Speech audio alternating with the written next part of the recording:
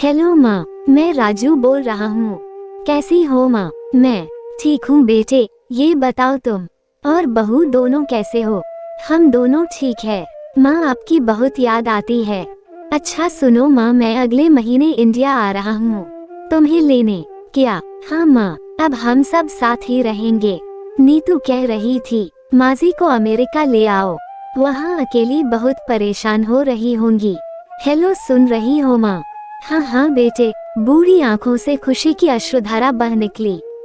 बेटे और बहू का प्यार नस नस में दौड़ने लगा। जीवन के 70 साल गुजार चुकी सावित्री ने जल्दी से अपने पल्लू से आंसू पोंछे और बेटे से बात करने लगी। पूरे 2 साल बाद बेटा घर आ रहा था। बूढ़ी सावित्री ने मोहल्ले भर में दौड़ दौड़ कर ये खबर सबको सुना दी। सभी खुश थे कि चलो बुढ़ापा चैन से बेटे और बहू के साथ गुजर जाएगा। राजू अकेला आया था। उसने कहा कि माँ, हमें जल्दी ही वापस जाना है, इसलिए जो भी रुपया पैसा किसी से लेना है वो लेकर रख लो, और तब तक मैं किसी प्रॉपर्टी डीलर से मकान की बात करता हूँ। मकान? माँ ने पूछा। हाँ माँ, अब ये मकान बेचना पड़ेगा, वरना कौन इसकी देखभाल करेगा? हम सब तो अब अमेरिका में ही रहेंगे। बूढ़ी आंखों ने मकान के कोने कोने को ऐसे निहारा जैसे किसी अबोध बच्चे को सहला रही हो। आनन फानन और औने पौने दाम में राजू ने मकान बेच दिया। सावित्री देवी ने वो जरूरी सामान समेटा जिससे उनको बहुत ज्यादा लगाव था। राजू टैक्सी मंगवा चुका था। एयरपोर्ट पहुंचकर राजू ने कहा, माँ तुम यहाँ बैठो, मैं अंदर जाकर सामान की जांच और बोर्डिंग और वीजे का काम निपटा लेता हूँ। ठीक है बेटे। सावित्री देवी वही पास की बेंच पर बैठ गई। काफी समय बीत चुका था। बाहर बैठी सावित्री देवी बार बार उस दरवाजे की तरफ देख रही थी जिसमें राजू गया था, लेकिन अभी तक बाहर नहीं आया। शायद अंदर बहुत भीड़ होगी, सोचकर बूढ़ी आंखें फिर से टकटकी लगाए देखने लगती। अंधेरा हो चुका था। एयरपोर्ट के बाहर गहमागहमी कम हो चुकी थी। माँ जी, किससे मिलना है? एक कर्मचारी ने वृद्धा से पूछा।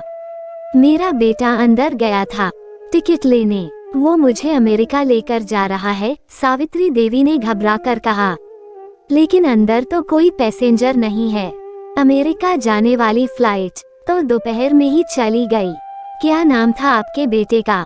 कर्मचारी ने सवाल किया। राजू। सावित्री के चेहरे पे चिंता की लकीरें उभर आई। कर्मचारी अंदर गया और कुछ देर बाद बाहर आकर बोला, माँ जी, आपका बेटा राजू तो अमेरिका जाने वाली फ्लाइट से कब का जा चुका। क्या? वृद्धा की आंखों से आंसुओं का सैलाब फुट पड़ा। बूढ़ी माँ का रोम रोम कांप उठा। किसी तरह वापस घर पहुँची, जो अब बिक चुका था। रात में घर के बाहर चबूतरे पर ही सो गई। सुबह हुई तो दयालु मकान मालिक ने एक कमरा रहने को दे दिया। पति की पेंशन से घर का किराया और खाने का काम चलने लगा। समय गुजरने लगा। एक दिन मकान मालिक ने वृद्धा से पूछा, माँ जी, क्यों नहीं आप अपने किसी रिश्तेदार के यहाँ चली जाए? अब आपकी उम्र भी बहुत हो गई, अकेली कब तक रह पाएंगी?